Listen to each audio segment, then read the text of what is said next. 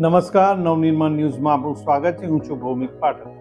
વર્ષ 2026માં વૈશ્વિક સ્તરે એક ચોંકાવનારો અહેવાલ સામે આવ્યો છે, જેને વોશિંગ્ટનથી બેઇજિંગ સુધીના સત્તાધીશોને ચિંતામાં મૂકી દીધા છે.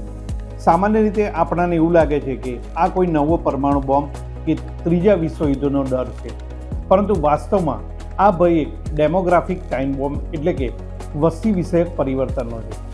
ભવિષ્યનું આ નવું મહાયુદ્ધ સરહદો પર હથિયારોથી નહીં પણ સીધું પારણામાં લડાઈ રહ્યું છે.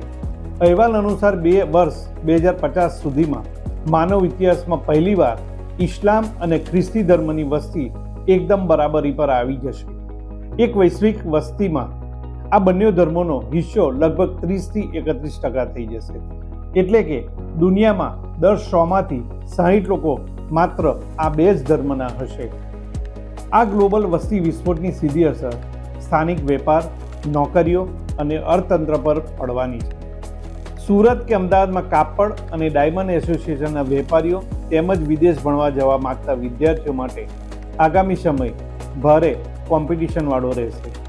યુરોપ અને અમેરિકા જેવા પશ્ચિમી દેશોમાં વસ્તી ઝડપથી વૃદ્ધ થઈ રહી છે, જેના કારણે ભવિષ્યમાં તેનું અર્થતંત્ર ચલાવવા માટે તેમજ વિદેશી યુવાનો પર નિર્ભર રહેવું પડશે, જે વિઝા નિયમો અને સાંસ્કૃતિક માહોલને સંપૂર્ણપણે બદલી નાખશે.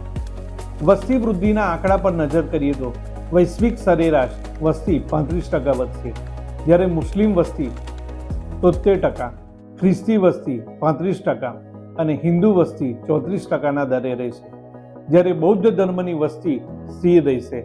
આ પરિવર્તન પાછળ મુખ્યત્વે પ્રજનન દર અને યુવા વસ્તીની સરેરાશ ઉંમર જવાબદાર છે, જેમાં મુસ્લિમ મહિલાઓનો સરેરાશ પ્રજનન દર 3.1 અને હિન્દુઓનો 2.4 છે. ભારત સંદર્ભે સોશિયલ મીડિયા પર ફેલાતી અફવાઓ અને ભ્રમ વચ્ચે પ્યુ રિસર્ચ સેન્ટરના આંકડા સ્પષ્ટ કરે છે કે ભારતમાં ધાર્મિક સંતુલન જળવાઈ રહેશે. વર્ષ 2050માં ભારત ઇન્ડોનેશિયાને પાછળ છોડીને વિશ્વની સૌથી મોટી મુસ્લિમ વસ્તી 11.2% ધરાવતો દેશ જરૂર બનશે, પરંતુ તેમ છતાં ભારત એક પ્રચંડ હિન્દુ બહુમતી ધરાવતો દેશ જ રહેશે. ભારતમાં હિન્દુઓની વસ્તી 1.3 અબજને પાર કરી જશે, જે કુલ વસ્તીના 76% જેટલી થવા જાય છે.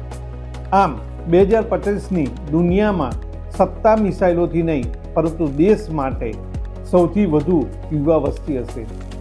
તેના હાથમાં રહેશે અને રેસમાં ભારત મજબૂત સ્થિતિમાં જોવા મળે. આમ 2050ની દુનિયામાં સત્તા મિસાઇલોની નહીં પરંતુ જે દેશ પાસે સૌથી વધુ યુવા વસ્તી હશે તેના હાથમાં જ રહેશે, અને આ રેસમાં ભારત મજબૂત સ્થિતિમાં જોવા મળી રહ્યું છે.